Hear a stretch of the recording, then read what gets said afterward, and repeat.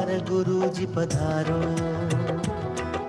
પધારો પધારો મારા ગુરુજી પધારો, પધારો પધારો મારા ગુરુજી પધારો, પધારો પધારો મારા ગુરુજી પધારો, પધારો પધારો મારા ગુરુજી પધારો. નમો નમો સિદ્ધાણ, નમો હરિયાણ, નમો જયાણ, નમો લોય સવસા, ઈશુ પંચ નમોકાર, સર્વ પાવપણાસણો,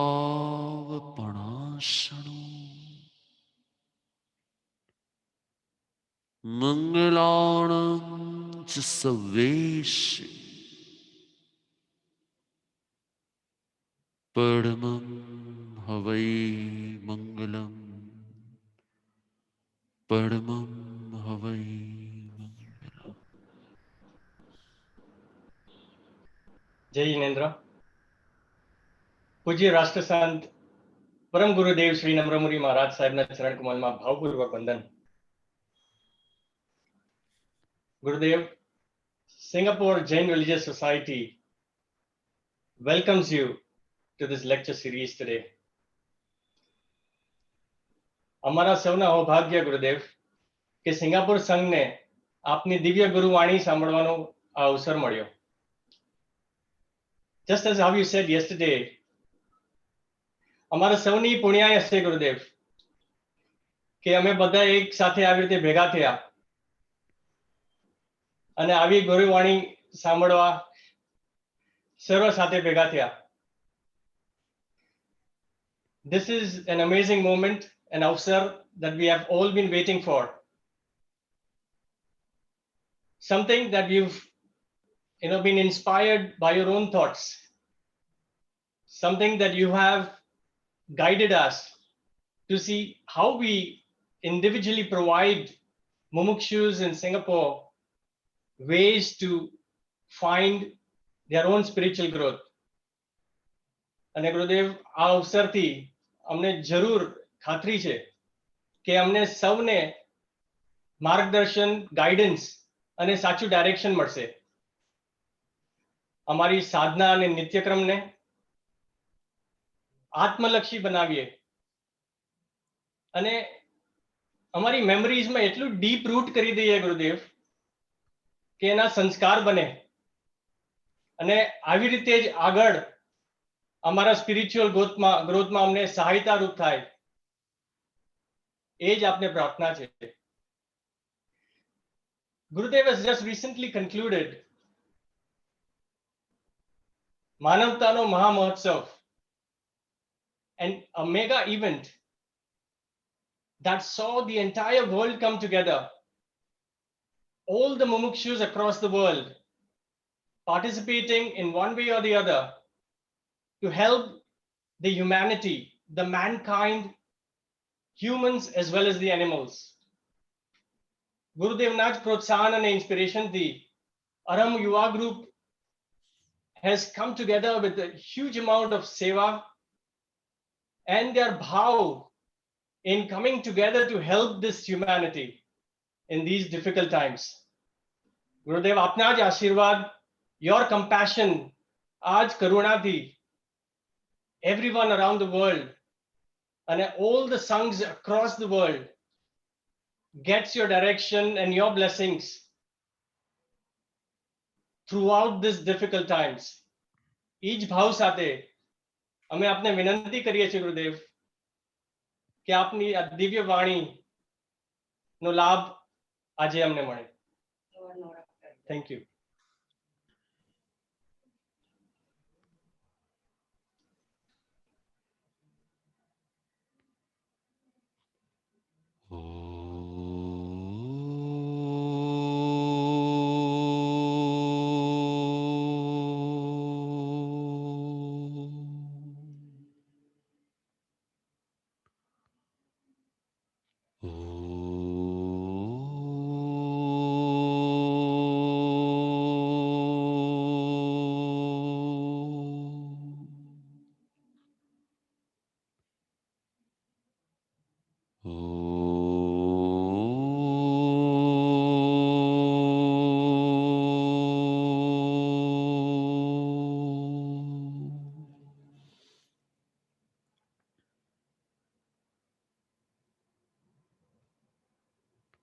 ध्यान प्रियो,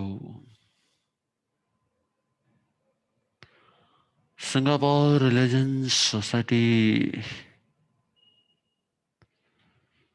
कल आज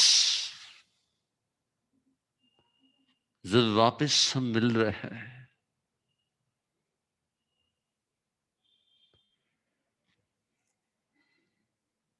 जब भी एक सत्य निमित्त का योग होता है, जब भी एक सत्य निमित्त का योग होता है, तब हमने सत्य को सामान्य मानने की भूल की होती है। जब भी कोई श्रेष्ठ तत्व की प्राप्ति होती है ना, हमने उससे बहुत सहज मान लिया होता है, और असामान्य को जब हम सामान्य मान लेते हैं ना, तब असामान्य से भी हम सामान्य ही प्राप्त करते हैं।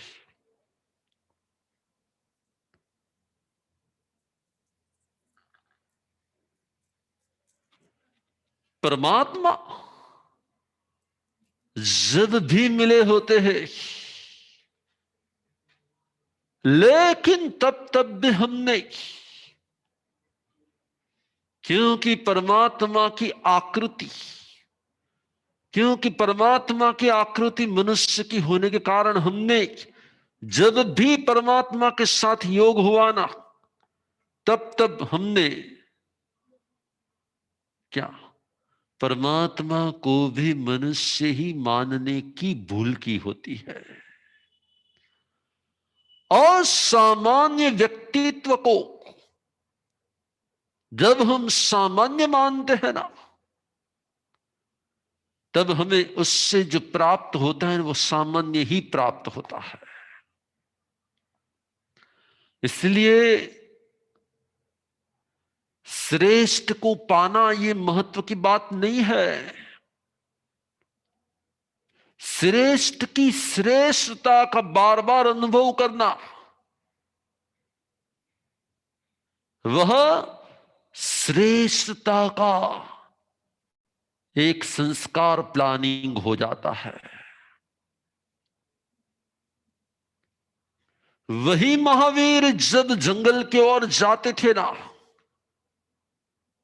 वही महावीर जब वन उपवन में विचरते थे, वही महावीर एक दिन नाव में बैठे थे, और नाव में बैठकर इस किनारे से उस किनारे जा रहे थे। जब उतरते वक्त सभी के पास से किराया मांगने वाला वो नाविक महावीर के पास से भी किराया ही मांगता है, लेकिन जिसके पास वस्त्र ही नहीं थे, तो संपत्ति की तो बात ही नहीं थी। जब महावीर के पास वस्त्र ही नहीं थे, तो हुआ क्या कि नाव से जब वो उतरे, नाव से जब वह उतरे ना, किराया जब मांगा गया और नहीं दिया गया ना, तो नाविक ने उससे मारना भी शुरू कर दिया और सजा देना भी शुरू कर दिया। अब नाविक को भी श्रेष्ठ ऐसे महावीर की प्राप्ति हुई थी, मानो कि उसी नाव में मैं और आप होते, और मैं और आप उस महावीर को, उस सर्वज्ञ महावीर को, उस श्रेष्ठ महावीर को, उस ज्ञानी महावीर को, उस तीर्थंकर बनने वाले महावीर को हम जानते होते, तो क्या करते? आप क्या करते? मुझे इतना ही जानना है आपसे कि जैसे आप बोट से, जैसे आप नाव से नीचे उतरते, आप क्या करते? अरे अरे, उनके पास से मत मांगो, मैं आपको एग्जाम्पल के रूप में शायद मैं यहां से सिंगापुर आने का कि मलेशिया आने का सोच लूं, और मेरे पास तो टिकट के कुछ पैसे नहीं होंगे। हेलो। और मानो कि नगीन भाई मेरे साथ में होंगे, कि राजेश भाई मेरे साथ में होंगे, कि XYZ कोई भी मेरे साथ में होंगे। वो क्या कहेंगे, अरे अरे महाराज साहब के पास से कुछ मत मांगो, मैं उसकी पूरी टिकट। राइट। क्योंकि आप जैसे ही उसे जानते हो ना, वैसे ही आपके भाव बदल जाते हैं। असामान्य व्यक्तित्व को जब जब भी हमने पाया है ना, तब तब हमने एक भूल की है कि उसे सामान्य मान लिया है। और इसलिए जब जब भी परमात्मा मिले थे, जब जब भी परमात्मा मिले थे, जब जब भी परमात्मा मिले थे, परमात्मा की आकृति भी अन्य मनुष्यों की तरह मनुष्य आकृति होने के कारण हमने उन्हें मनुष्य मानने की भूल की थी। और इसलिए अन्य मनुष्य जैसे अपने आप को सजेशन देते, जैसे अन्य अन्य मनुष्य आपको कुछ न कुछ सलाह देते हैं, इसी प्रकार से आपने महावीर के उपदेश को भी मनुष्य की सलाह मानने का एक ऑर्डिनरी व्यवहार कर लिया था। हेलो। और इसीलिए कल के ही सब्जेक्ट को मैं वापिस आज रिपीट कर रहा हूं, क्योंकि राजेश भाई का कहना था कि गुरुदेव विनय के ऊपर हमें सुनना है। किसी और ने हमें कहा कि हमें ध्यान के ऊपर सुनना है। अलग अलग व्यक्तित्व ने अलग अलग प्रकार के मुझे सब्जेक्ट भेजे हैं, और मैं सभी सब्जेक्ट को कल के सब्जेक्ट के साथ कनेक्ट करके आपको कहना चाहता हूं। जब जब जब जब श्रेष्ठ की प्राप्ति होती, आपको एक ही लाइन को मैं बार बार कहूंगा और उसके ऊपर से पूरा बोध लेना है। जब भी मुझे श्रेष्ठ की प्राप्ति हुई, तब तब मैंने उसे सामान्य मानकर उससे असामान्य प्राप्त नहीं किया। गौतम, इंद्रपति गौतम, गणधर गौतम भी महावीर के पास आए, और उसने आए थे तो विरोधी बनकर, अपोज में थे। कौन है ये, उसको मैं हराऊंगा, इसके पास क्या आएंगे, मैं ज्ञानी हूं। लेकिन आने के बाद उससे लगा कि ये कोई सामान्य मनुष्य नहीं है, ये श्रेष्ठ तो है, लेकिन ये कोई एक्स्ट्रा ऑर्डिनरी अनकॉमन पर्सन है, ये कुछ अलग ही है। इसके अंदर में कुछ अलग ही प्रकार की क्षमता, जैसे जैसे उसकी योग्यता पर, जैसे जैसे उनकी पात्रता पर, जैसे जैसे उनके अंदर की प्रभावकता को एहसास करते गए करते गए करते गए करते गए करते गए करते गए करते गए, वैसे वैसे ही महावीर का महत्व उनके अंदर में सामान्य रहा कि असामान्य हो गया। और जैसे ही असामान्य हो गया तो अपना अपना पूरा का पूरा साम्राज्य, इतना बड़ा आश्रम, इतना बड़ा महंत पद, इतने बड़े गुरु का पद, सब कुछ छोड़कर महावीर के चरण में, महावीर के शरण में परम विनय भाव से, आई एम नथिंग, मेरे में कुछ नहीं है। और वो भी एक बार नहीं, दो बार नहीं, 5 बार नहीं, 10 बार नहीं, 25 बार नहीं, 50 बार नहीं, 36,000 बार। कितनी बार? क्योंकि वो उनका विनय का संस्कार प्लानिंग था, वो उनके अंदर की विनय भावनाओं का संस्कार प्लानिंग था। ये उनकी आत्मा की अंश अंश में उन्होंने अपने ईगो को zero zero zero zero zero कर दिया था। कैसे कर दिया था?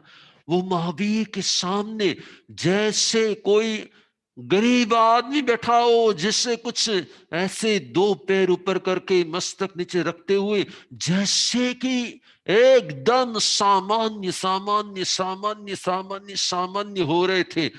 अपने अहंकार को शून्य बनाते हुए असामान्य के पास सामान्य बनना, उसे परमात्मा ने विनय कहा है। और जैसे ही उस असामान्य व्यक्तित्व की असामान्यता का एहसास होने लगा, अपने आप की सामान्यता इतनी अनुभव आने लगी कि मेरे में तो कुछ भी नहीं है। और जैसे ही मेरे में कुछ नहीं है ये अनुभूति आने लगी, तो वो स्वयं अहंकार शून्य होने लगे, ईगो शून्य होने लगे। वो अपने आप के, मैं ज्ञानी हूं, मैं समझदार हूं, मुझे सब कुछ आता है, मुझे ये आता है, मैं ये गाथा, ये शास्त्र, ये मुझे ये ज्ञान है, वो ज्ञान है, मेरे में इतनी समझ है, मेरे 500 शिष्य, मेरा इतना बड़ा आश्रम, मेरा ये है वो। मेरा जब कुछ नहीं रहता और जब मैं ही नहीं रहता, तब जो भाव प्रकट होते हैं ना, उसे कहा जाता है विनयी भाव। ऐसी स्थिति जब आती है ना, तब गुणों का एक बेस बन जाता है। ऐसी स्थिति जब आती तब गुणों का एक बेस बन जाता है, और उसी के ऊपर हर गुण, प्रभु ने कहा कि विनय के एक गुण पर ही सभी गुणों का प्रागट्य होता है। विनय के एक गुण से ही सभी गुणों का प्रागट्य होता है। लेकिन ये विनय का गुण आता कहां से है? गुरुदेव, हमारा में विनय आवे केवी रीते? असामान्यता का अनुभव करना ही, असामान्यता का अनुभव करना ही, असामान्यता का अनुभव करना ही अपने आप को सामान्य बनाने की प्रोसेस है।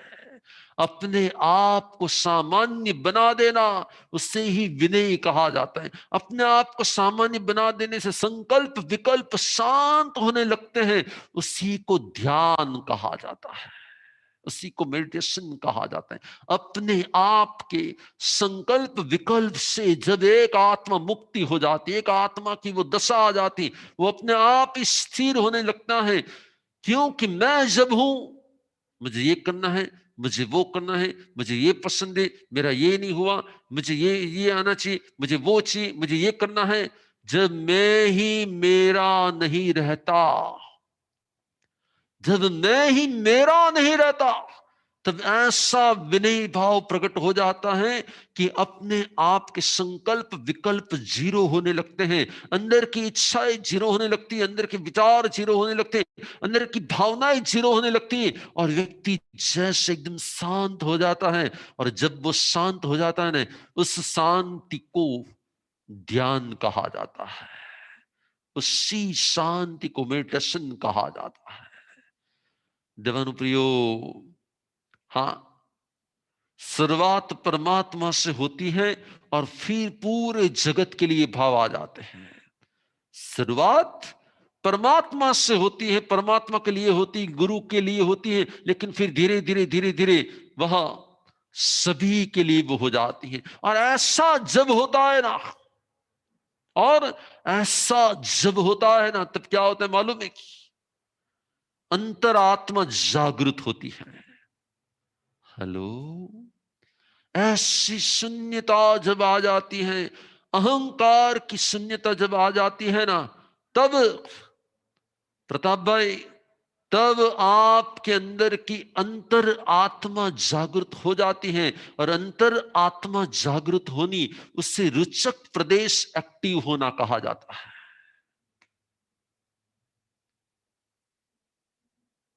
देवानुप्रियो,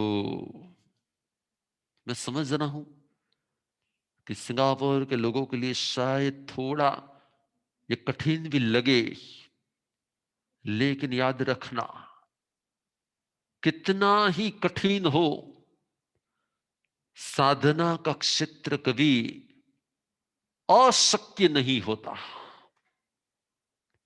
कितना ही कठिन हो, लेकिन साधना का फील्ड कभी कठिन हो सकता है, कष्टदायक हो सकता है, लेकिन इम्पॉसिबल नहीं हो सकता, डिफिकल्ट हो सकता है। मुझे आपको यह कहना है कि जब जब भी हमें असामान्य की प्राप्ति होती है ना, तब तब हम उससे सामान्य मानने की भूल करते हैं। किसी ने परमात्मा को कहा, परमात्मा सबसे बड़ी भूल क्या है? परमात्मा सबसे बड़ी भूल क्या है? परमात्मा ने कहा, असामान्य को सामान्य मान लेना ये सबसे बड़ी भूल होती है। और एक भूल में से अनेक भूल स्टार्ट हो जाती है।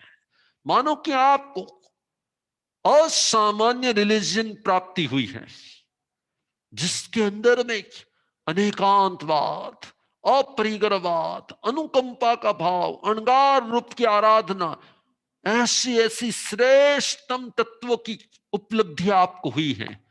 लेकिन हमने अपने आप को प्राप्त हुए इस श्रेष्ठ तत्व को श्रेष्ठ माना कि सामान्य माना है? Hello, example example. आज प्रवचन सिंगापुर में यहां से स्पेशल लाइव होने वाला था। आपको मालूम था कि 6 बजे है ना, इंडिया की 6 बजे, और वहां के जो समय वहां पे स्टार्ट होने वाला है। आपने बरोबर काम बाम बरोबर फिनिश करते हुए, जाने जाने जाने बैठने ये करते हुए आगे और टाइम पर आके बैठ गए। बराबर, जैसे आपको किसी और भी प्रोग्राम में, किसी और भी शो में, किसी और भी फंक्शंस में जाना होता है तो आप टाइम पर पहुंच जाते हो। तो क्या मेरे प्रवचन में आपको टाइम पर पहुंचना था कि टाइम के पहले 48 मिनट पहले पहुंचना था? हेलो, आपको तो 48 मिनट पहले आंखें बंद करके मैं परम तत्व के साथ कैसे कनेक्शन करूं? उनका वॉइस ही नहीं, उनके वाइब्रेशंस कैसे मैं फील कर पाऊं? वो जो भी कहे उसके लिए मैं विचारों से मुक्त हो जाऊं, मेरे संसार के भावों से मैं मुक्त हो जाऊं। मैं अपने आप को धीरे धीरे धीरे धीरे शांत करते करते करते करते जब भी उनके एक एक वचनों का श्रवण करूं ना, तब एक एक वचन मेरे लिए अनन्य हो जाए, मेरे हृदय को छू जाए ना। मुझे संसार के सभी विचारों से, सभी भावों से, क्योंकि मुझे बार बार ऐसा मौका नहीं मिलेगा। ये ऐसा ही असामान्य अवसर मुझे मिला है, मुझे सभी से डिस्कनेक्ट होकर अपने आप के विनयी भाव को उत्कृष्ट करते हुए, बस हे परम तत्व, क्योंकि संत तो एक माध्यम है लेकिन होता तो परम तत्व है, तो मैं इस परम तत्व के साथ कैसे जुड़ूं और एक एक बोध वचन को मैं किस प्रकार से हृदय स्पर्शी करते हुए अगले जन्म में मुझे याद आए ना उनके एक एक वाक्य, ऐसा मैं प्लानिंग करूं। आप में से कितने लोगों ने 48 मिनट्स पहले ये प्लानिंग किया? भूपत भाई,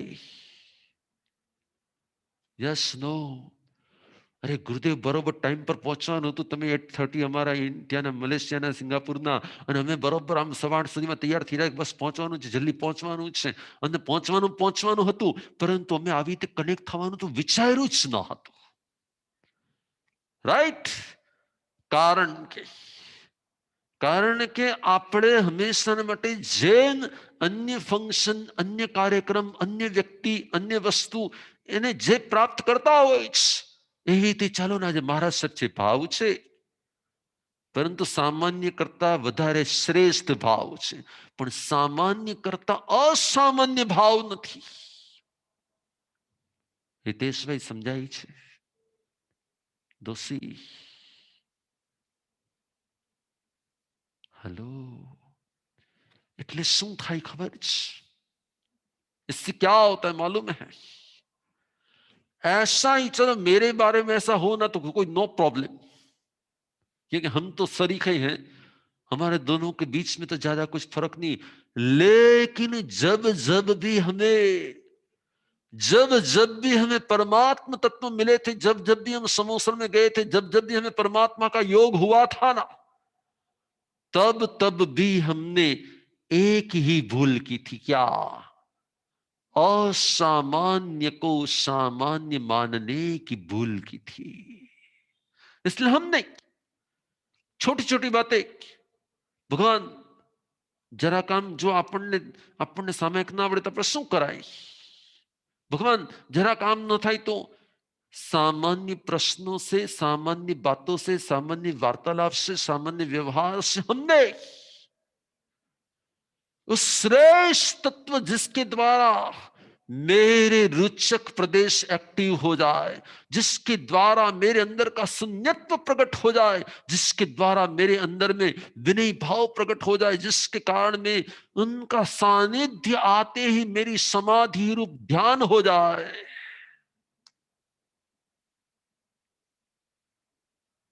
हेलो,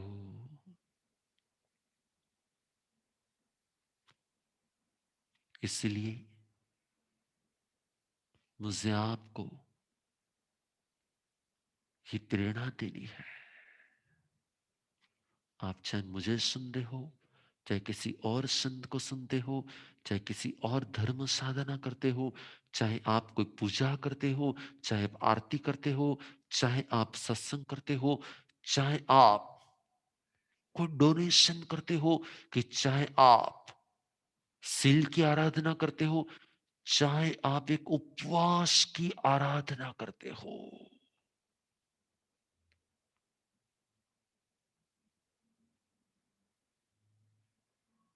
आपने, आप में से कितने लोगों ने एक बार तो उपवास किया होगा, कभी ना कभी, कि गुरुदेव मैंने कभी ना कभी एक उपवास तो किया है, कभी ना कभी लाइफ टाइम में, और मैंने आज तक कभी नहीं किया। ऐसा कौन होगा कि नहीं मैंने आज तक कभी एक उपवास नहीं किया?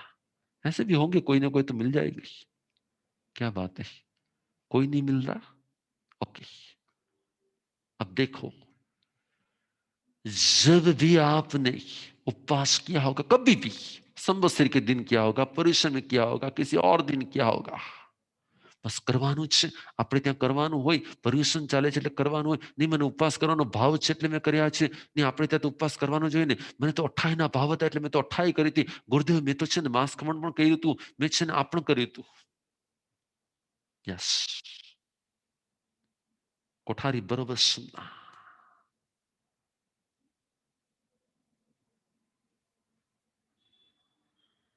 आज तो आप नवीन भाई के पास में बैठे हो, पहली बार मैंने आपको इस तरह से पहचाना।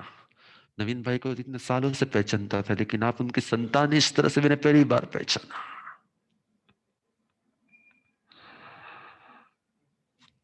मुझे आपको कुछ कहना है, ये प्रवचन, ये सत्संग बरोबर है, लेकिन मानो कि एक उपवास, अब उस एक उपवास को आपने सामान्य रिलीजन प्रोसेस माना है कि असामान्य एक अत्यंत ऊर्जा प्रदायक, आत्मा को शून्य बना दे ऐसा परम विनय माना है, कि उपवास को सिर्फ आपने फास्टिंग माना है।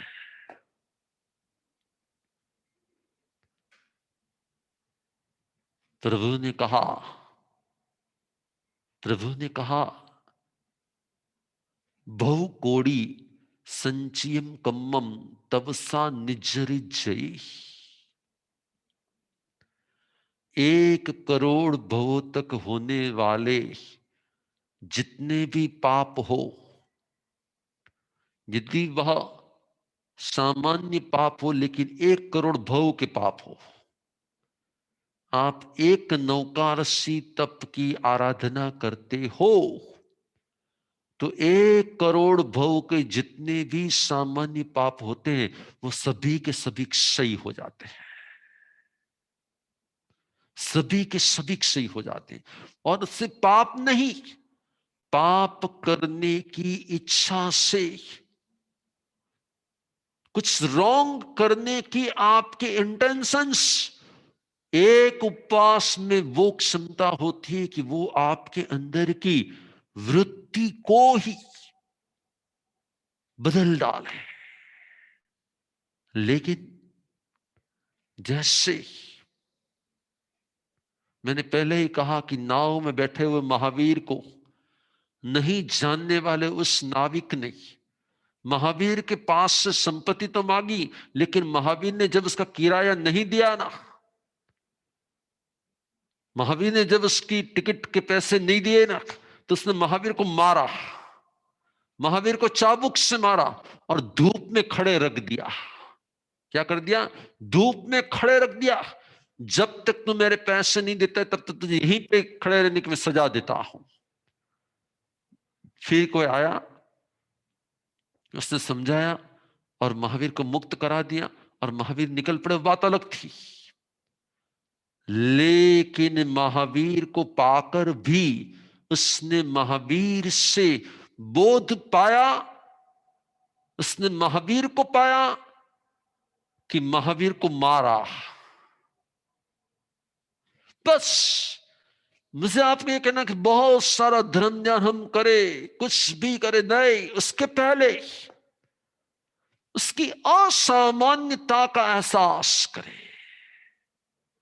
मानो कि आपने किसी जीव को छुड़ाने के लिए 10,000 रुपए का डोनेशन दे दिया, कहीं पर भी, किसी भी फील्ड में, कहीं पर भी, लेकिन आपके अंदर सबसे पहले ये भाव आने चाहिए कि वो जीव को कितना आनंद आएगा, वो जीव जब छूट जाएगा तब उसे कितना संतोष मिलेगा, जब वो जीव छूटता होगा तो उसे कैसा होगा, और मेरी ओर से मैं कैसे दे सकता हूं, मुझे देने के जो भाव आए वो कैसे आए होंगे, कहां से मेरे अंदर में भाव आए होंगे, मुझे इस भाव को जानना है कि मेरा कौन से जन्म का कनेक्शन है जिसके कारण मुझे ये देने के विचार आ रहे हैं, मुझे डोनेशन करने के भाव आ रहे हैं। आपने कभी इस डिटेल में जाने का प्रयत्न ही नहीं किया, बस दे दिया, नाम आ गया, जाहिर हो गया आपका नाम, फिनिश साहब, वो आपको लोगों ने कहा नहीं आपने तो बहुत अच्छा दान दिया, हाँ मैं तो अच्छा नाम के रू। बस हमने दान को, शील को, तप को, भाव को, साधना को, ध्यान को, मेडिटेशन को, करुणा को, सभी को हमने असामान्य को क्या बना दिया है? क्योंकि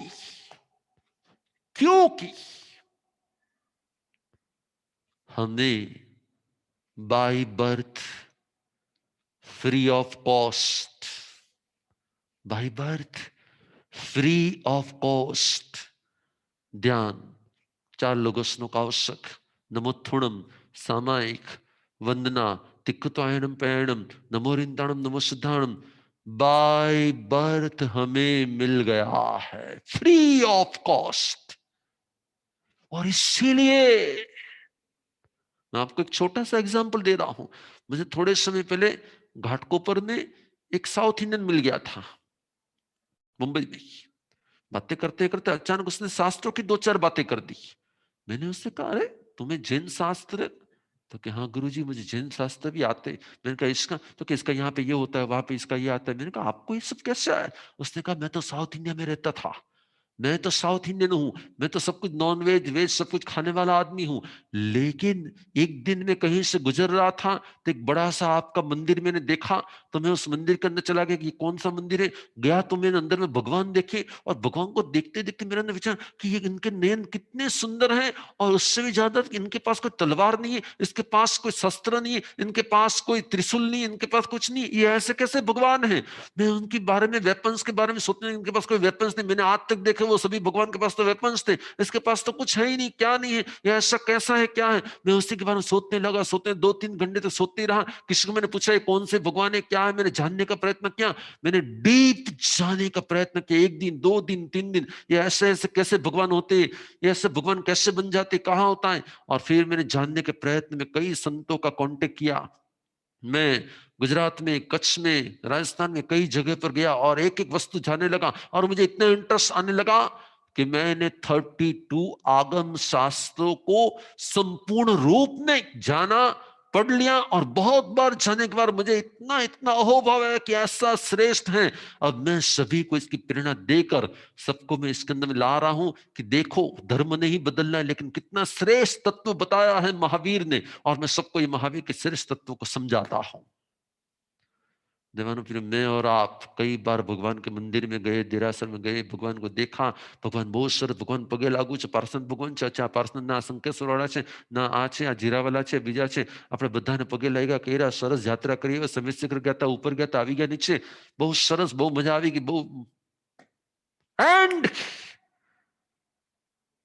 तो कि एंड एंड तो एंड, जिस एंड को हम एंडलेस बना देना,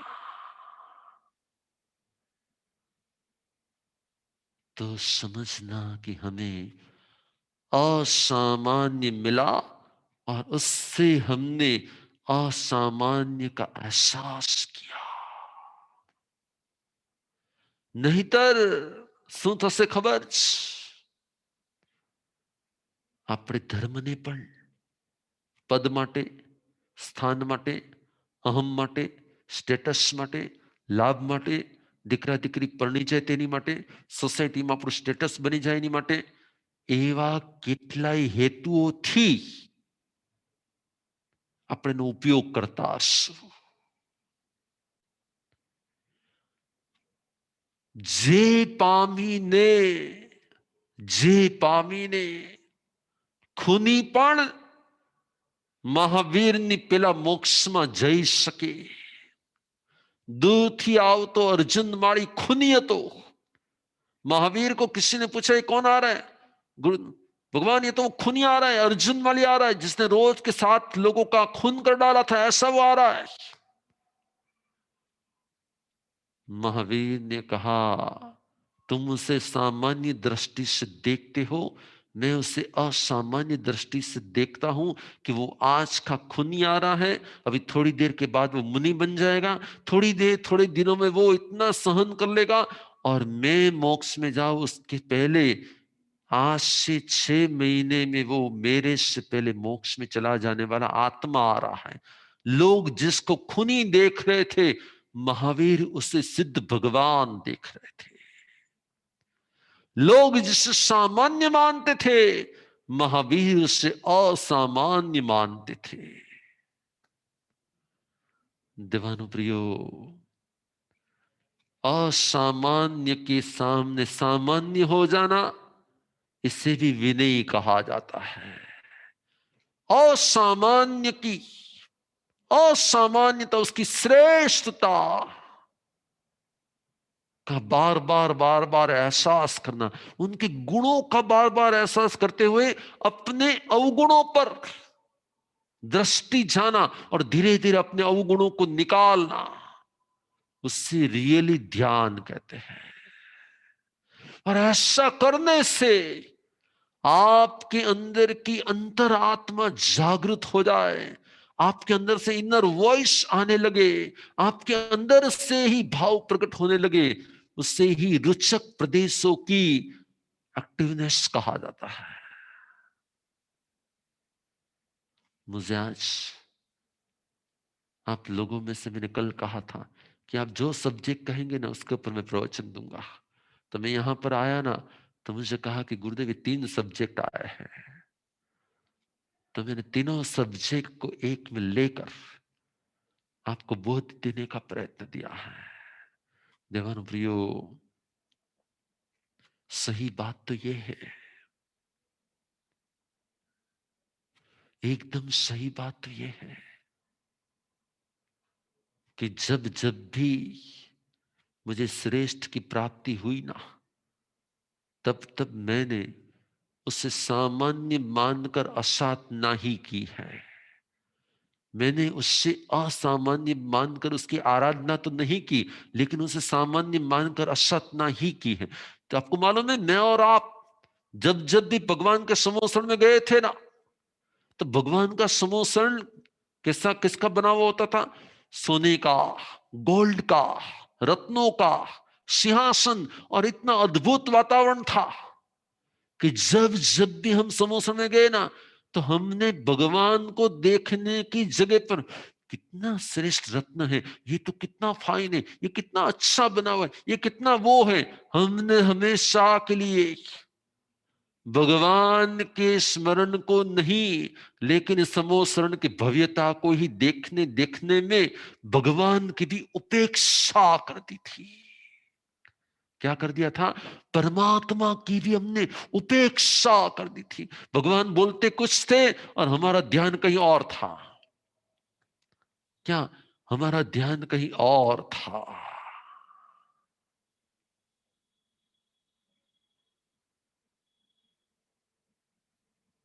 એટલે મારે તમને એટલું જ કહેવું છે,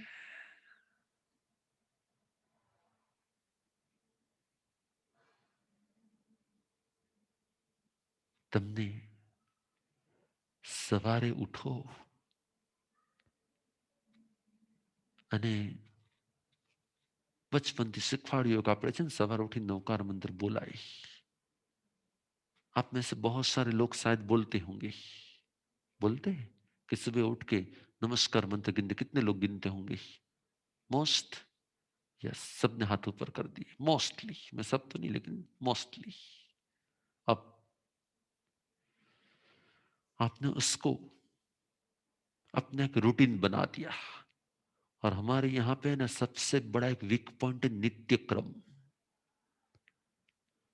नित्य क्रम हमेशा के लिए आपकी साधना का सबसे बड़ा प्रॉब्लम है।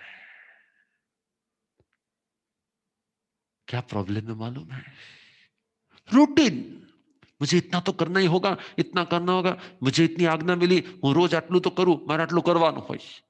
इसलिए हम धर्म के नाम पर कुछ करते हैं, कुछ कर लेते हैं, साधना के नाम पर कुछ कर लेते हैं और कर लेते, मेरा हो गया, मेरी आज का ये हो गया है, फिनिश। जैसे कि परमात्मा की नौकरी करते हो ना, और नौकरी के आवर्स पूरे हो जाते, हम क्या कहते हैं? Job finish, job time finish. और हम जैसे जॉब से बाहर आ जाते हैं ना, इसी प्रकार से हम नित्य क्रम से बाहर आ जाते हैं। ये नित्य क्रम सबसे बड़ा वीक पॉइंट होता है। साधक का कोई नित्य क्रम नहीं होता। साधक तो जैसे जैसे जब जब भाव उठे उसी में इतना लीन। नहीं नहीं, मेरे को तो मैंने बताया है, तो मुझे 2 पेज तो ये वांचन भी करना है और ये 3 माला भी मारे करवानी છે અને અમને પરમ ગુરુદેવે કીધું છે કે તમારે આ પણ કરવાનું છે, એટલે પછી હું એ પણ કરું છું। એટલે શું વયનું ખબર છે કે હું કરી લઉં છું। अब वो करने का, अभी 2 पेज पढ़ने के बाकी है, माला भी फास्ट फास्ट नमो निरंतर नमो निरंतर नमो निरंतर। अरे भाई, पर लेकिन आप कर क्या रहे हो? इसके कारण क्या होता है मालूम है?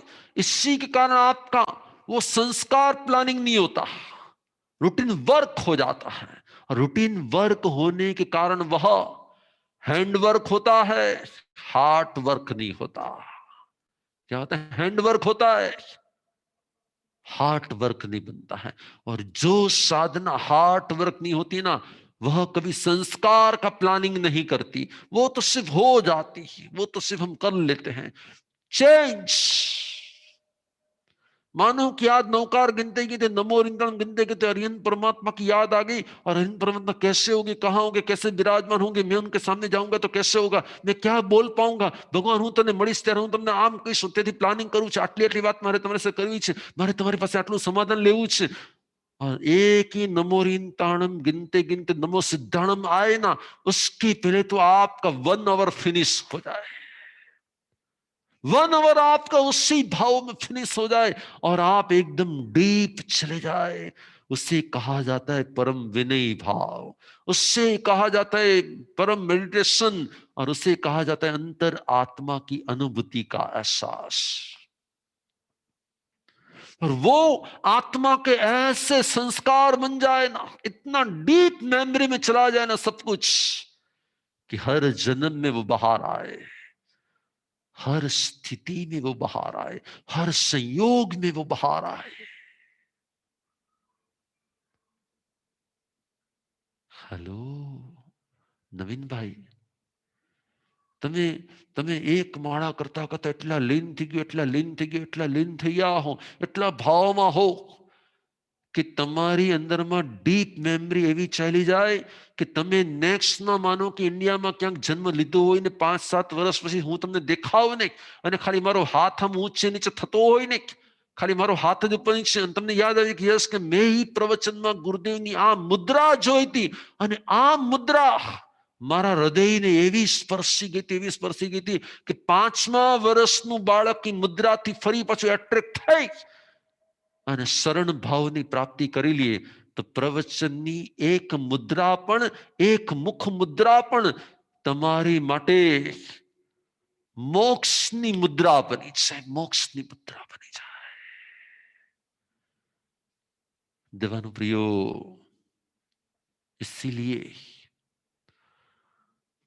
आज आप कहोगे ना कि हमने नम्र मुनि का प्रवचन सुना, तो मान लेना कि आपने असामान्य को सामान्य बना दिया.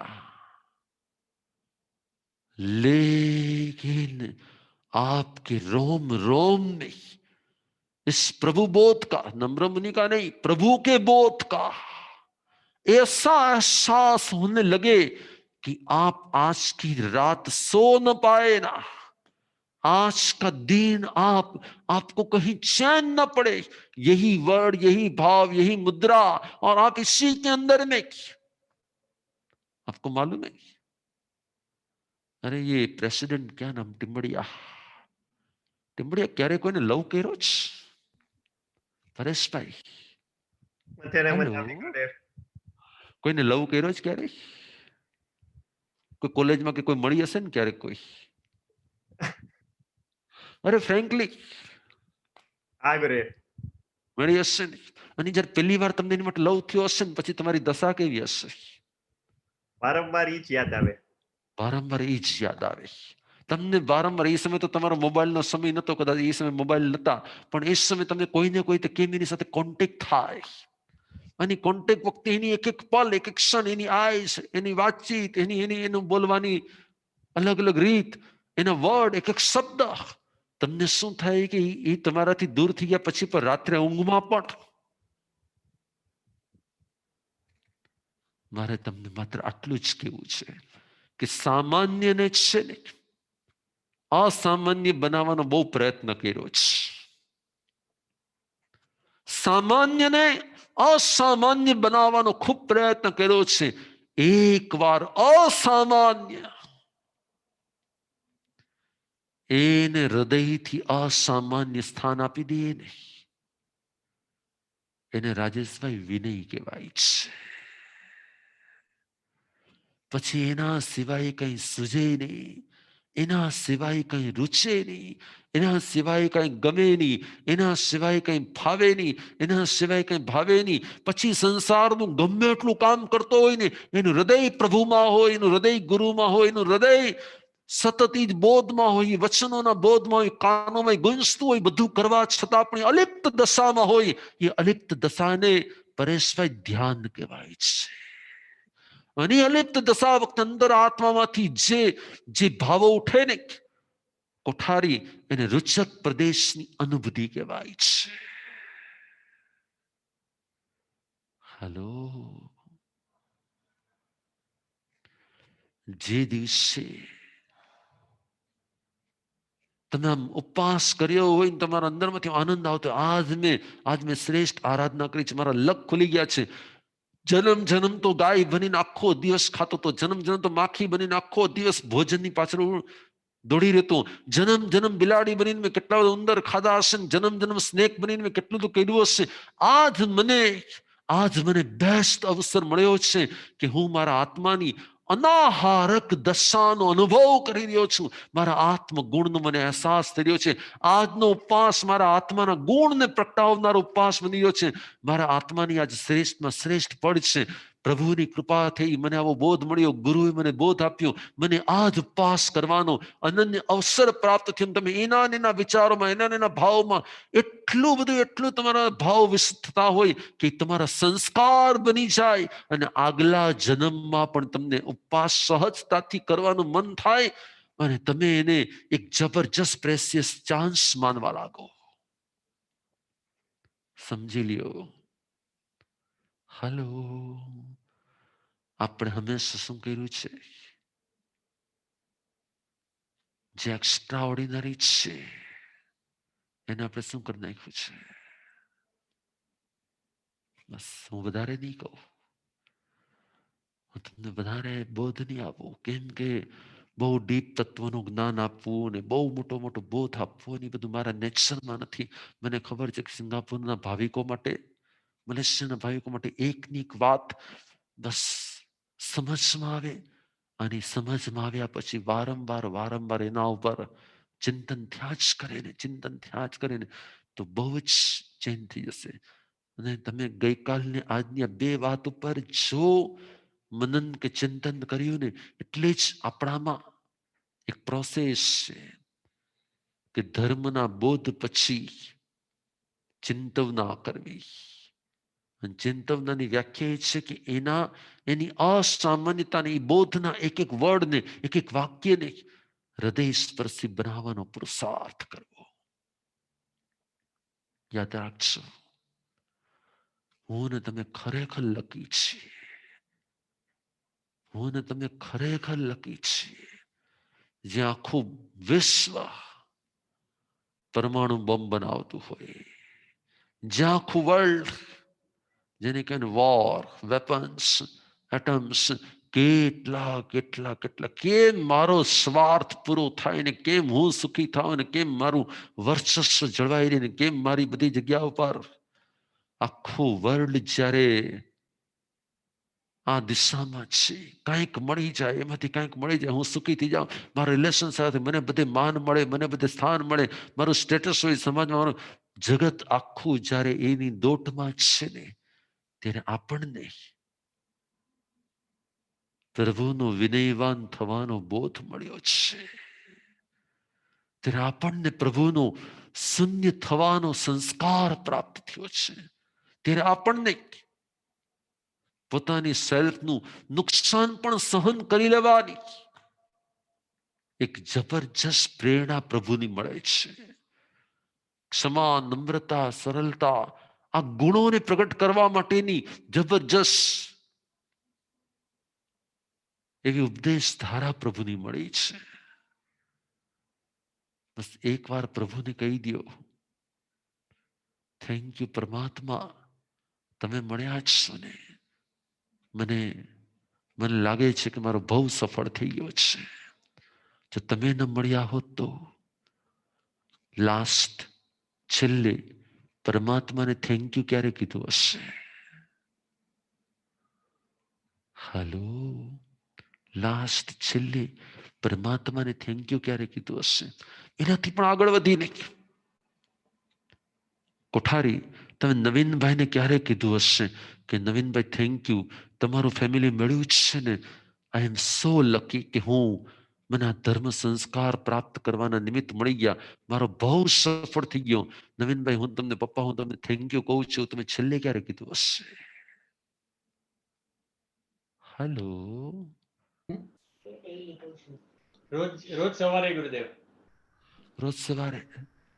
બસ આપણે હંમેશાને માટે જ્યારે જ્યારે પણ અસામાન્યની પ્રાપ્તિ થાય ને, કેવો શ્રેષ્ઠ પરિવાર તમને મળ્યો છે કે જેને કારણે તમને આવા શ્રેષ્ઠ સત્સંગ કરવાનો, બોધ પામવાનો, શ્રેષ્ઠ ગુણો પ્રગટાવવાનો, દાનશીલ તપ ભાવના ગુણો પ્રગટાવવાનો તમને જબરજસ્ત સુયોગ પ્રાપ્ત થઈ ગયો.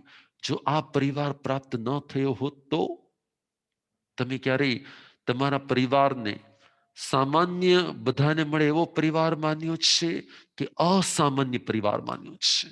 आपने आपके अपने परिवार को सामान्य परिवार माना है कि असामान्य परिवार माना है कि ये प्रभु का असामान्य परिवार मुझे मिला है? નગીનભાઈ, તમે ક્યારે તમારી મિસિસને થેન્ક યુ કીધું હશે? તું મળી છો ને તો તું મને ઘણું બધું ધર્મ ધ્યાન કરાવે છે, તું મને ઘણી બધી પ્રેરણા આપે છે, તારા થકી મને થોડું થોડું ધર્મ કરવાનું મન થાય છે, હું તને થેન્ક યુ કહું છું. હેલો, કીધું હશે? બસ મારે આજ કેવું છે, મારે તમને બધાને આજ કેવું છે, જે શ્રેષ્ઠ મળ્યું છે ને, જ્યાં જ્યાં શ્રેષ્ઠ મળ્યું છે, ખાલી ગુરુ નહીં, ખાલી પરમાત્મા જ નહીં, પરિવાર શ્રેષ્ઠ મળ્યો છે, સાધના શ્રેષ્ઠ મળી છે, મંત્ર શ્રેષ્ઠ મળ્યો છે, તપ શ્રેષ્ઠ મળ્યું છે. જેટલું પણ શ્રેષ્ઠ મળ્યું છે ને, એ શ્રેષ્ઠતા પ્રત્યેનો એટલો અહોભાવ, એટલો લવ, એટલો પ્રેમ કે આપણે એને અસામાન્ય અનુભવી લઈએ. એક વાર જો આપણે નવા સમયને અનુભવી લેશું ને, જીવનના દરેક પ્રોબ્લેમનું સોલ્યુશન તમને મળવા લાગશે. જીવનના દરેક પ્રોબ્લેમનું સોલ્યુશન મળવા લાગશે. આ ભવને સફળ કરવાનો ઉપાય મળી જશે. દેવાનો પ્રિયો, right 7 o'clock, 1 hour finish. Any question? સત્યનામ વંદામી ગુરુદેવ. જી. આજનો લેક્ચર તમે જે પ્રવચન જે આપ્યું, જે બધાને અત્યારે વિચાર હતો કે કોવિડમાં આ કઈ રીતે આપણે જીવન જીવવાનું, ધંધામાં બહુ ખોટ ગઈ છે.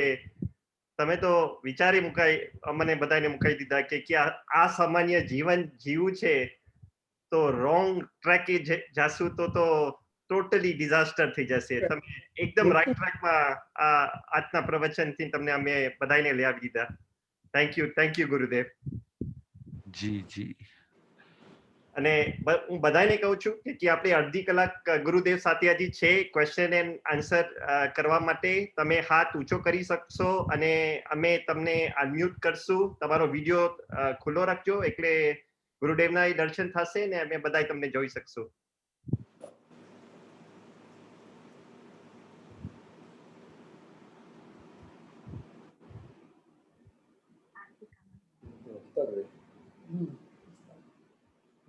Hello.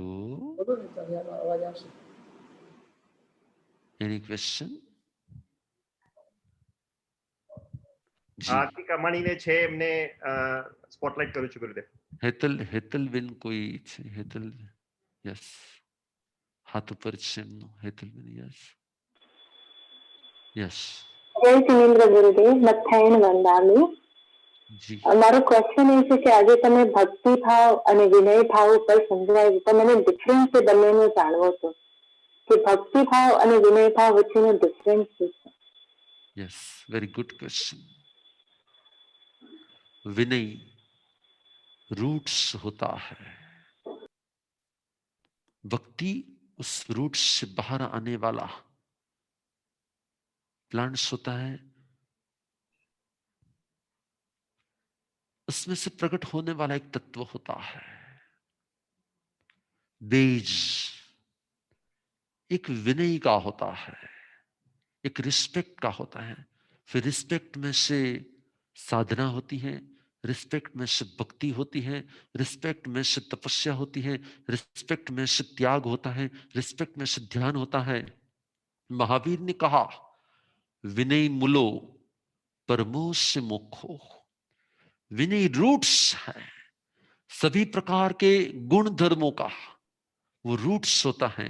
और यदि विनय ही नहीं होता तो बाकी किया हुआ सभी का सभी धर्म ओनली एंड ओनली बिना रूट्स के फ्लावर वास के प्लांटेशन जैसा होता है. फ्लावर हाउस में होते हैं ना बहुत सारे प्लांट्स, लेकिन उसमें बहुत सारे फ्लावर्स भी होते हैं, बहुत भी फूल भी होते, लेकिन वो कुछ उसकी कोई वैल्यू नहीं. इसी प्रकार से जब विनय होता है तो उसमें से बाकी के सभी गुण प्रकट होते हैं. तो गुणों की मदर को विनय कहा जाता है. और उसमें से फिर एक होता है भक्ति भाव.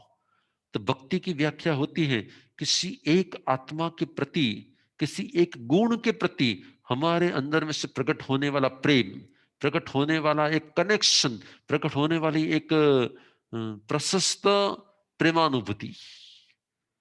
तो उससे कहा जाता है भक्ति भाव.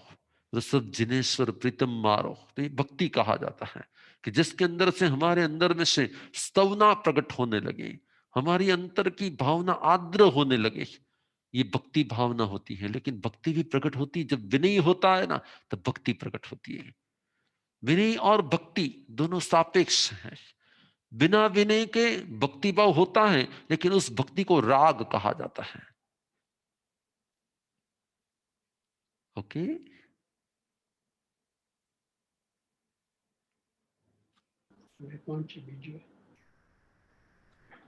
नेक्स्ट. પપ્પાને અભાવ વ્યક્ત કરવો છે. ખૂબ ખૂબ આભાર. અભાવ વ્યક્ત કરી શકો છો ગુરુદેવ? Yes yes. જી જી નવીનભાઈ. વસુંધરાએ વિશ્વને ચરણે અર્પણ કરે પરમ વંદનીય વિભૂતિ પરમ શ્રદ્ધેય પૂજ્ય રાષ્ટ્રસંત ગુરુદેવ ને નમસ્કાર, કોટી કોટી વંદન નમસ્કાર. ગુરુદેવ, ખરેખર આજ મારે એક જ કહેવું છે કે આ અવની ઉપર આપનું જો આગમન થયું હોય તો અમારા જેવા પામર મનુષ્યને તારવા માટે જ થયું છે. લગભગ છેલ્લા 10 મહિના થયા આપ જે અમારા માટે, અમારા આત્માની શુદ્ધિ માટે, અમારા આત્માના કલ્યાણ માટે જે મહેનત કરી રહ્યા છો, હું 10 મહિના થયા આપને સાંભળું છું. ખરેખર ખૂબ ધન્યવાદ પાછો છે ગુરુદેવ. બીજું ગુરુદેવ, તમે વીર પ્રભુની વાણી ના જે બોધ રીતે ફેલાવી રહ્યા છો તે ખાલી ડુંગર દરબાર માટે કે ગોંડલ સંપ્રદાય માટે નહીં, તો સારા જૈન સમાજ માટે, પૂરા જૈન સંઘ, દરેક જૈન સંઘો માટે અને દેશ વિદેશના ભાવિકો માટે બી આપ સખ્ત મહેનત કરી ને આ પ્રયત્ન કરી રહ્યા છો. તે ખરેખર અમારા માટે ખૂબ જ ધન્યવાદને પાત્ર છે. અમારે ખૂબ જ આભાર છે ગુરુદેવ તમારો. બીજું ગુરુદેવ, આપ ખરેખર યુવા શક્તિને સંગઠિત કરીને જે યુવા ગ્રુપના માધ્યમ દ્વારા માનવતાના કાર્યો કર્યા રહ્યા છો તેના માટે તો ખૂબ ખૂબ અભિનંદન સાથે અભિનંદન કરું છું ગુરુદેવ. અને આપે જે સિંગાપોરને આ 2 દિવસ સુધી અમને લાભ આપ્યો તે માટે બી ભવિષ્યમાં બી આવો તમારા તરફથી લાભ મળશો રહેશે એવી અમે આશા રાખીએ છીએ ને દિલથી થેન્ક યુ, દિલ સે થેન્ક યુ માનતા હશે. શુભમ ભવ. દિલ સે થેન્ક યુ. Very good. હમણાં તો કોરોનાનો સમય જ છે, પણ પછી એકવાર સ્પેશિયલ સિંગાપોરની શિબિર કરો, બરાબર ને? અહીંયાનું આખું ગિરનારનું જે વાતાવરણ છે એટલું દિવ્ય વાતાવરણ છે. એકવાર સિંગાપુરના જ ભાવિકો હોય અને માત્ર તમારી સાથે જ એકદમ પ્રેરણાત્મક એવી એક આત્મિક વિશુદ્ધિ કરાવનારી શિબિર હોય કે જેનાથી આ ભાવનો એક રાઈટ વે અને એના પર પછી ધીરે ધીરે ધીરે આગળ વધવાનું થાય. ઓકે, ધન નેક્સ્ટ આરતીબેનને કોઈ પ્રશ્ન પૂછ્યો તો? જય જિનેન્દ્ર ગુરુદેવ, મારા કોટી કોટી વંદન. મારો બહુ સિમ્પલ અને પણ સંસારિક ક્વેશ્ચન છે. જસ્ટ જાણવું છે જૈનિઝમ સાથે કેવી રીતે રિલેટેડ છે.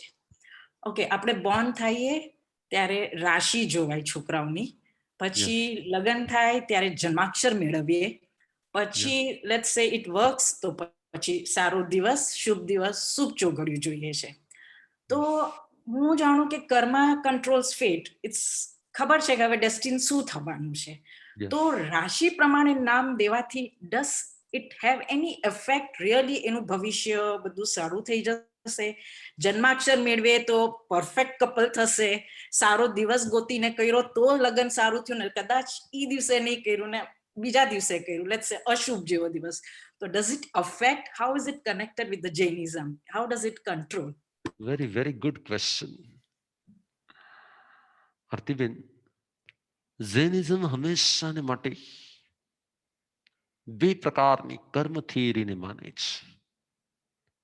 નિત્ય કર્મ અને નિકાચિત કર્મ. જે કર્મમાં કોઈ ફેરફાર ન થતો હોય એને નિકાચિત કર્મો કહેવાય છે, અને જે કર્મોમાં ફેરફાર થઈ શકે એવા કર્મોને જૈન દર્શનમાં નિધ્ધત કર્મ કહેવાય છે.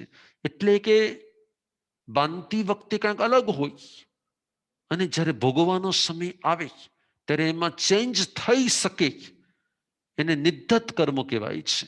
નો ચેન્જ, ભોગવવા જ પડે એને નિકાચિત કર્મ કહેવાય છે. તો જે નિકાચિત કર્મો છે એને આપણી લાઈફ સાથે કોઈ એમાં જે બનવાનું છે એ બધું બનવાનું જ છે. નિકાચિતમાં કોઈ ફેરફાર નહીં થાય એટલે એને અત્યારે આપણે વિચારતા જ નથી. હવે જે નિધ્ધત કર્મો હોય એમાં ચેન્જ થઈ શકે છે. એ ફ્લેક્સિબલ કર્મ છે, તો ચેન્જ કઈ રીતે થઈ શકે છે? તો ભગવાને કીધું કે દ્રવ્ય, ક્ષેત્ર, કાલ, ભાવ અને ભવ, આ 5 સ્થિતિઓ ચેન્જ લાવી શકે છે.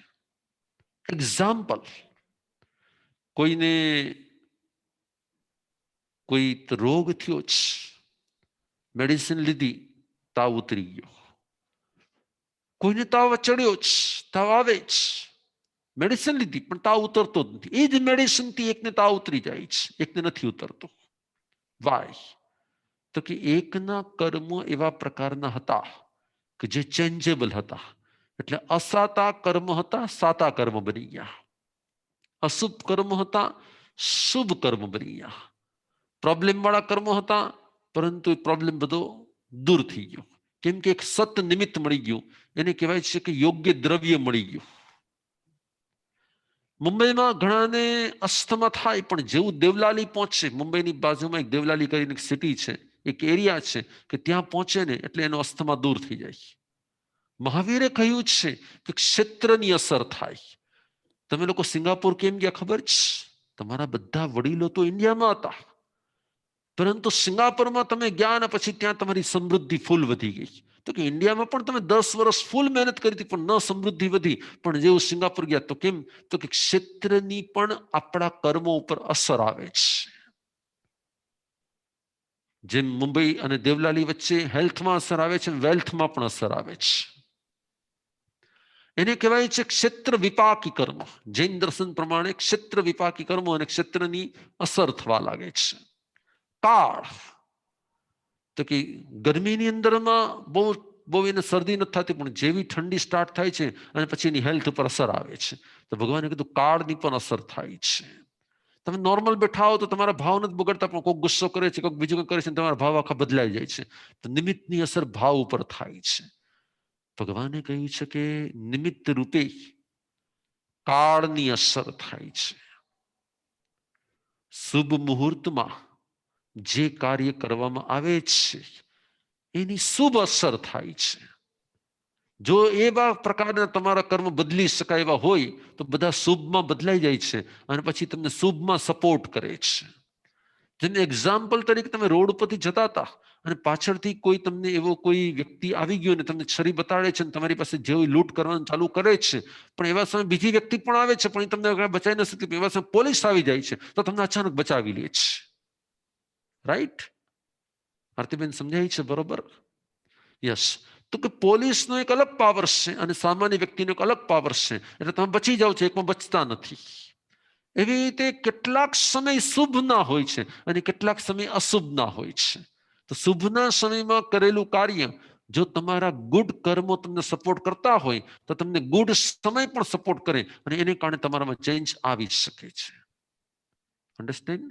હવે એવી રીતે જ માનો કે કુંડલી જે ચેક કરે અને મેળ કરે, અને જરૂરી નથી કે કુંડલી મેચ થાય એટલે લાઈફ સારી થાય.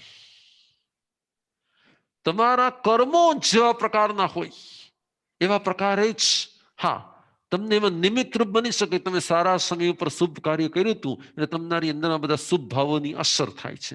જેમ કે માનો કે ગુરુ પુષ્ય નક્ષત્રનો યોગ હોય તો એવા સમયે શરૂ કરેલું કોઈ શુભ કાર્ય એમાં ગુરુ પુષ્ય નક્ષત્રના શુભ ભાવોની અસર થાય એટલે વ્યક્તિમાં એ ચેન્જ આવી શકે.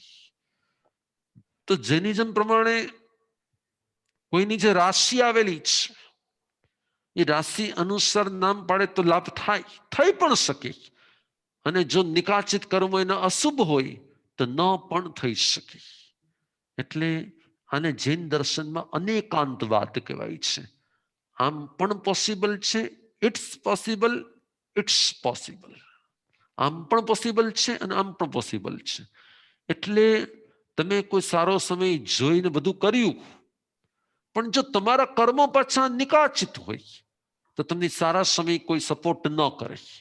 પણ જો તમે સપોર્ટ કરે એવા ચેન્જેબલ કર્મો હોય તો એ સારો સમય તમારા અશુભ કર્મોને પણ શુભમાં ચેન્જ કરી શકે. જેને જૈન દર્શનમાં સંક્રમણ કહેવાય છે, કે અશુભને શુભમાં પરિવર્તિત કરી શકાય, જેને સંક્રમણ કહેવાય છે. ચેન્જ ઇંગ્લિશમાં જેને તમે ચેન્જ કહેતા હો છો. તો ઇટ્સ પોસિબલ કે તમે રાશિ જોઈને નામ પાડ્યું તો તમને લાભદાયી બની પણ શકે, અને ઘણીવાર રાશિ પ્રમાણે નામ ન હોય તો નુકસાનકારક પણ બની શકે. અને ઘણીવાર જો તમારા નિકાચિત કર્મો શુભ જ હોય તો તમે ગમે એ મુહૂર્ત ન જોવો ને કાંઈ ન કરો ને તો પણ તમારી સાથે બધું સારું સારું સારું સારું ને સારું થતું હોય છે. એટલે હું તો તમને ખાલી એટલી પ્રેરણા આપીશ, આ બધાનો સાર એટલો જ છે કે આપણને બીજું કંઈ આવડે કે ના આવડે, પ્રભુનું નામ છે ને એને મંગલ કહેવાય છે. અને મંગલ શબ્દની વ્યાખ્યા શું? બધો અશુભ કાળ, બધું અશુભ દ્રવ્ય, બધું અશુભ, બધું શાંત થઈ જાય અને આપણી સાથે બધું સારું થાય, એને મંગલ કહેવાય છે. પ્રભુનું નામ લઈ લીધું, બીજું કાંઈ તમને નામ રાશિ કુંડલી બીજું તો કઈ આવડે ના આવડે, કરો ન કરો, કાંઈ વધારે તમારે કરવાની જરૂર નથી. ચતારી મંગલમ અરિયંતા મંગલમ સિદ્ધા મંગલમ સાહુ મંગલમ. Thank All you problem? ગુરુદેવ. Thank you. Thank you. Yes, yes, yes. Understand? Yes. Okay. Chandrakantbhai Shah. Yes.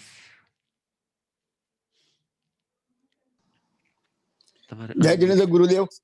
Yes yes. આપે બહુ સુંદર વાત કરી કે અસામાન્ય અને સામાન્ય ન માનો, પણ એના માટે આપણે સામાન્ય માણસોનું વિઝન જ એવું છે કે આપણે આપણા મા બાપને, આપણા પરિવારને ટેકન ઇઝ ગ્રાન્ટેડ જ કરી દીધા છે. આપણે આપણી પત્નીને ભાગ્યે જ થેન્ક યુ કહીએ છીએ કે મા બાપને આપણે એટલું વંદન કે જેટલું માન આપવું જેટલું નથી આપતા. ટેકન ઇઝ ગ્રાન્ટેડ, આ આપણા મા બાપ છે, આપણા સંતાનો છે, આવું કશે જ. ઇવન આપણા મિત્રો, આપણા કલીગ્સ, એ લોકોની સારી ક્વોલિટી છે, એને પણ આપણે આઉટ ઓફ જેલસી અથવા તો આઉટ ઓફ અવર નેચર એમને એપ્રિશિએટ નથી કરી શકતા આપણે ઘણી વાર, અને એમના ગુણ અવગુણ હોય એ આપણને દેખાય છે.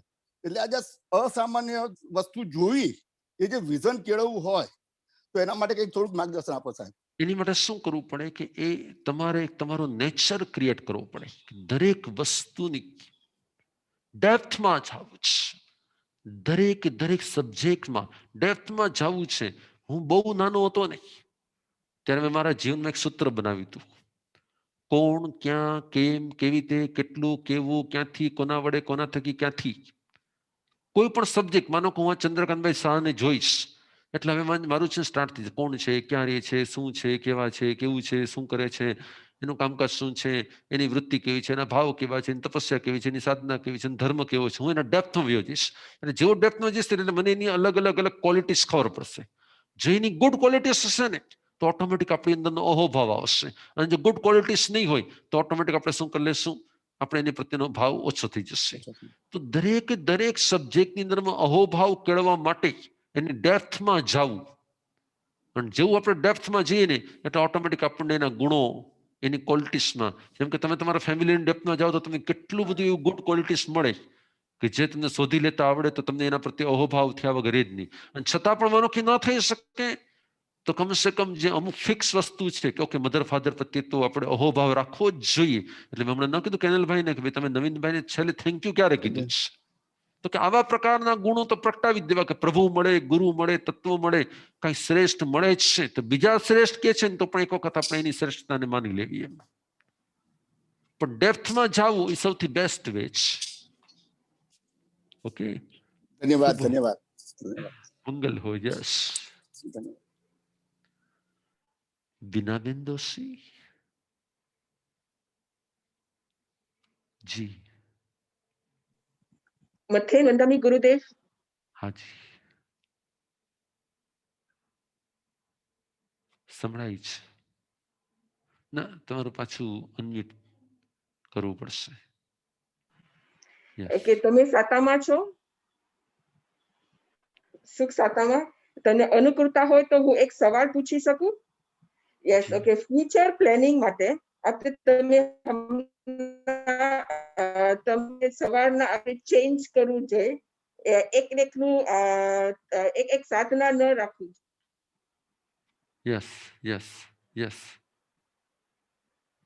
એક સાધના ન રાખવું જોઈએ તો એક સાધના ન રાખવી. તો હવે તો રાતના when we sleep આપણું કોન્શિયસ માઇન્ડ સ્લીપ થઈ જાય પણ આપણું સબકોન્શિયસ માઇન્ડ અવેક છે.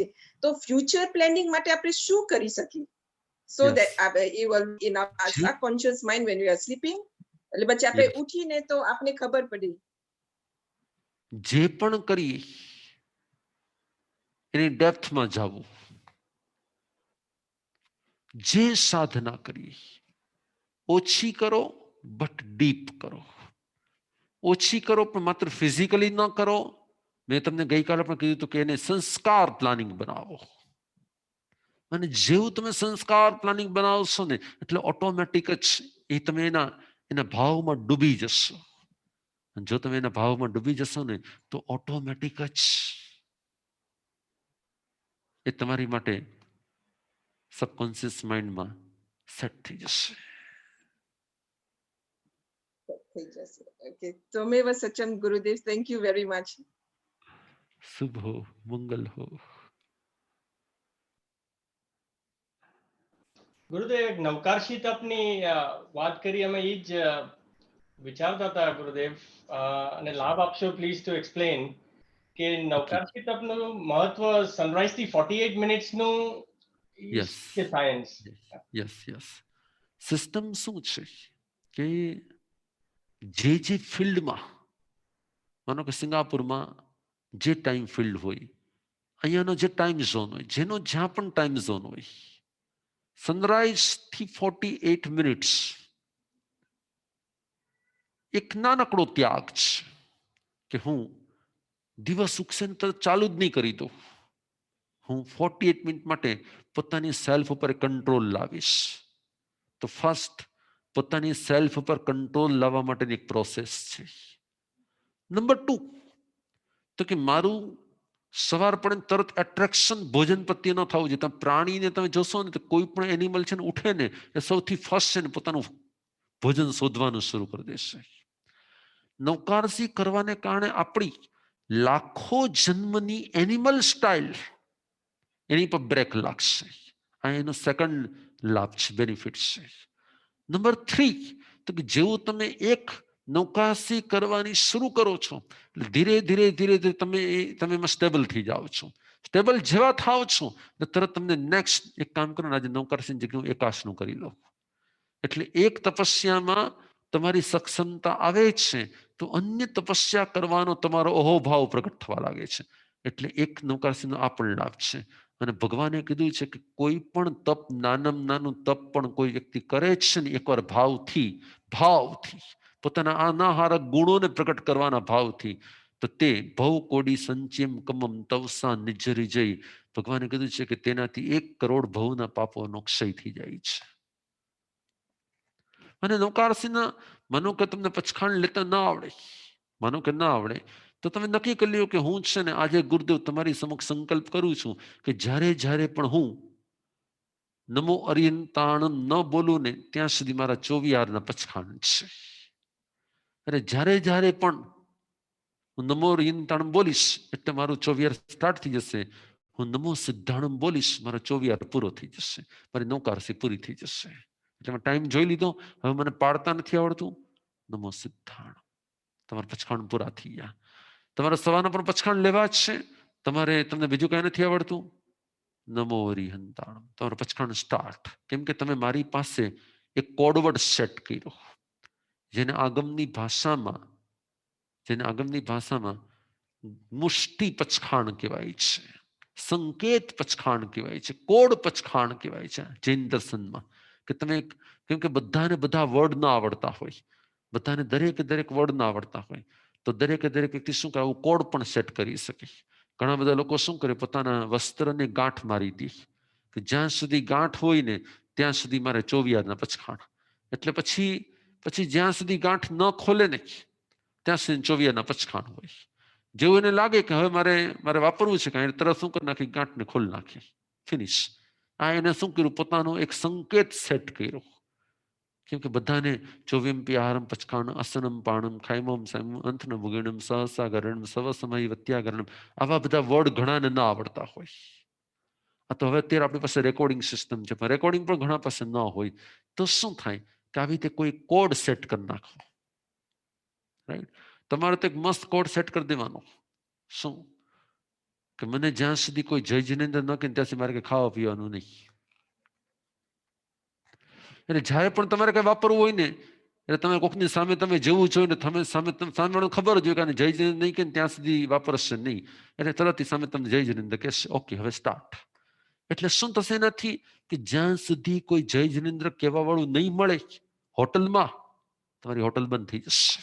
તમારા બિઝનેસમાં ક્યાંય પણ ગયા હશો પણ સામેવાળા તમને જય જિનેન્દ્ર કહેશે જ નહીં, और ये चालू करिए कैसे केम चालू की तुम्हें केवू पड़ सके मेरे को है ना ऐसा एक रूल सेट किया हुआ है मेरे गुरुजी के पास कि मुझे ऐसा कोई वर्ड बोलते हैं तब मैं, तो ये તમને પછી કહેશે પણ કહેતા પછી એનો તમારી માટેનો છે ને ભાવ અને ધર્મ માટેનો ભાવ જ છે ને ચેન્જ થવા લાગશે, અરે ये बहुत अपने रिलीजन में बहुत स्ट्रोंग है, રાઈટ? એટલે કંઈક આપણે તે એવું હોવું જોઈએ કે જેનાથી આપણી કસોટી પણ થાય અને આપણી અંદરની ક્ષમતાનો વિકાસ થાય. જી, થેન્ક યુ ગુરુદેવ. यस, शुभ हो. मेरा समय संपन्न होने जा रहा है. સરસ, તમે બધાએ બંને દિવસ સારો લાભ લીધો છે. જ્યારે પણ તમને અનુકૂળતા હોય મિતા દીદી સંગરાજ કા જી તમારા હાથ ઉપર છે, કઈ કેવું છે કઈ? જી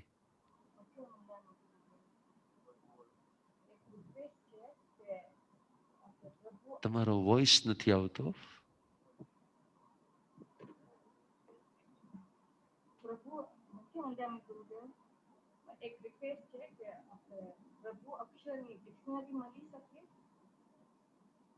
શું જોઈએ છે? પ્રભુ અક્ષરની ડિક્શનરી. ઓકે, મળી જશે. શુભ થાવ.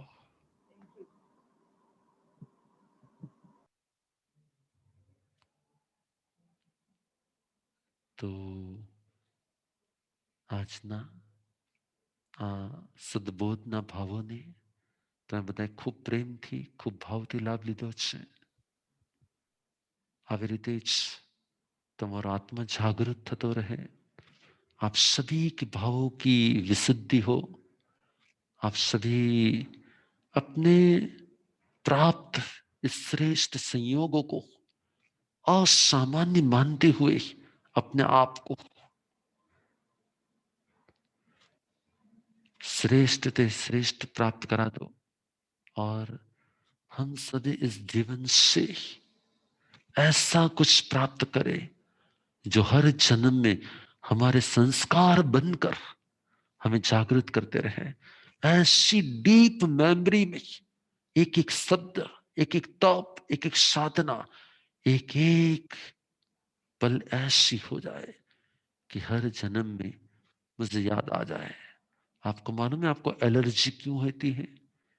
कि पास्ट में आपकी एक बैड मेमोरीज जिस वस्तु के लिए होती है ना, जिस वस्तु के लिए बैड मेमोरीज होती है उसी की इस जन्म में एलर्जी होती है.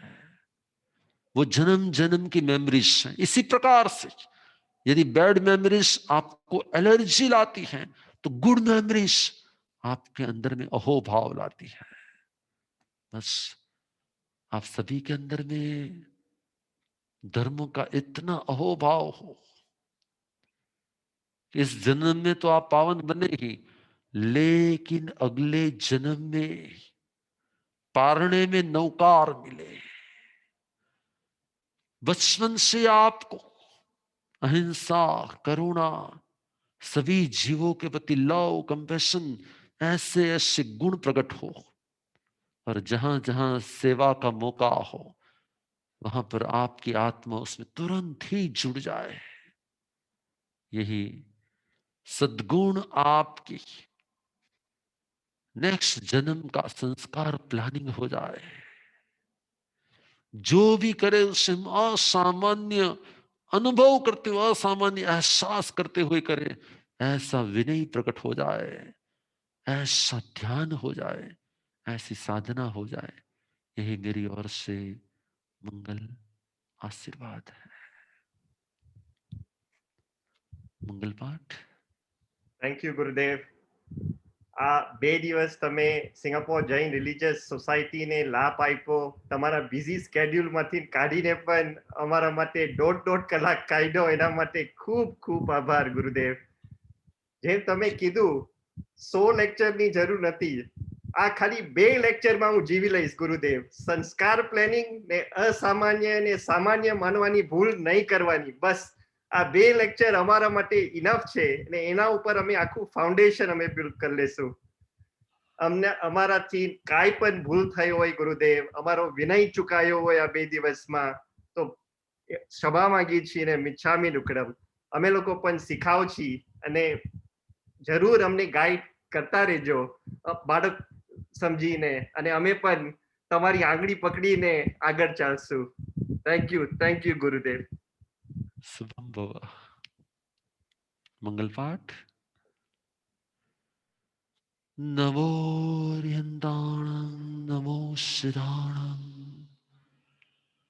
नमो आयर्याणं नमो वज्रयाणं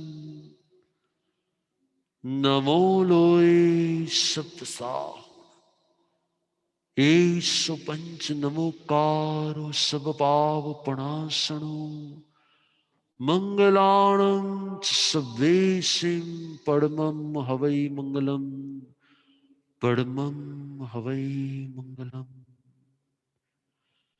चिरारि मंगलम अरिहंता मंगलम सिद्धा मंगलम साहु मंगलम केवली पनत्तो धमो मंगलम. चिरारि लुगुत्तमा अरिहंता लुगुत्तमा सिद्धा लुगुत्तमा साहु लुगुत्तमा केवली पनत्तो धमो लुगुत्तमो. चिरारि शरणं पवज्जामि अरिहन्ते शरणं पवज्जामि सिद्धे शरणं पवज्जामि साहु शरणं पवज्जामि केवली पनत्तं धमं शरणं पवज्जामि. चार शरणा दुखरना मंगल करना अवर शरण नहीं कोई जो भव्य प्राणी आदरे अक्षय अविचल पद हो.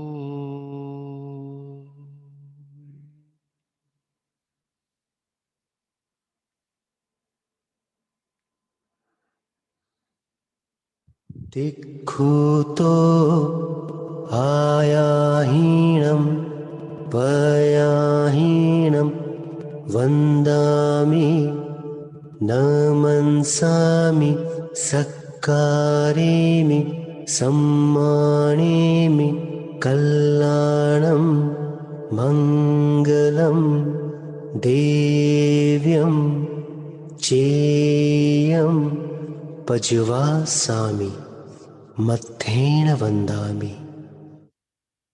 दिक्खुतो आयाहीनं पयाहीनं वन्दामि न मनसामि सक्कारेमि सम्मानेमि कल्याणं मङ्गलं देव्यं चेयं पज्वासामि मत्थेन वन्दामि. दिक्खुतो आयाहीनं पयाहीनं वन्दामि न मनसामि सक्कारेमि सम्मानेमि कल्याणं मङ्गलं देव्यं चेयं पज्वासामि मत्थेन वन्दामि. रोमे रोमे गिरनार गुंजे श्वासे श्वासे श्वासे श्वासे नेमिनाथ विराजे रोमे रोमे